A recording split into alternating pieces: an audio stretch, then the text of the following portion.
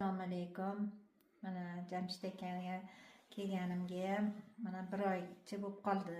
Yana bir 3-4 kundan keyin bir oy bo'ladi. Alloh mulladan rozi bo'lsin. Ko'zlarim qisilib kelgan edi. Mana shu nerv pardalarini, nerv shoxlarini shamolatgan ekanman. Ko'zlarim yumilib, yuzim sal qiyshayishni boshlanuvdi. Hozir mana yaxshi. Ozgina bir prosentlari qolgan deyaptilar. Hozir qichishib ozgina tuzalishlar ham oxiriga yetib qoldi.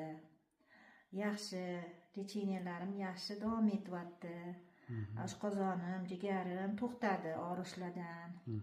Ozgina shu ketlik atrofida ozgina operatsiya bo'ldim. O'sha kindagi atrofidagi grijalarimni ozginasi yana qaytalanmaydi.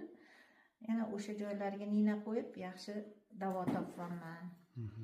Bundan ancha yil oldin qarindoshimizni aytgan edim, bo'yda bo'lmagan.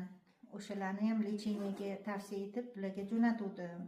Hozir 4 ta bolali bo'lib, bolalar katta-katta bo'lib ketishdi. Shularni sharofati bilan Jamshid akamlarni bolali bo'lishdi mana. Ular har gal meni ko'rsa, "Voy salom deb qo'ying, Jamshid akam so'rab qo'ying" deyishadi.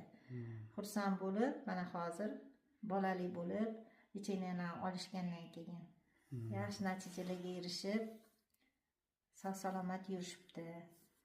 Xolangilar kelishdi. Farzandlari nechta qolib bo'yaga yetganingiz hozir? 4 ta, 5 ta farzand bor hozir. Hozir ancha yil oldin olishgan edi, hozir yana balkim ko'payishgandir.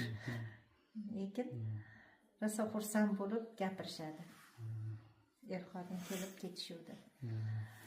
O'zingizda bosh og'rig'lar yo'q, asabiylashish yo'q, xotirjamlik. Mana yig'lab, siqtab, ko'zimni vrachlarga ko'rsatdim, ukollar oldim, lecheniyalar oldim, arilarga bordim.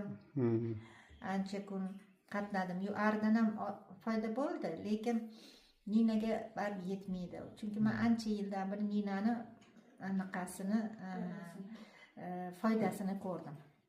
Nina baribir o'zini nimasini nima deydi, lecheniya olganda o'zini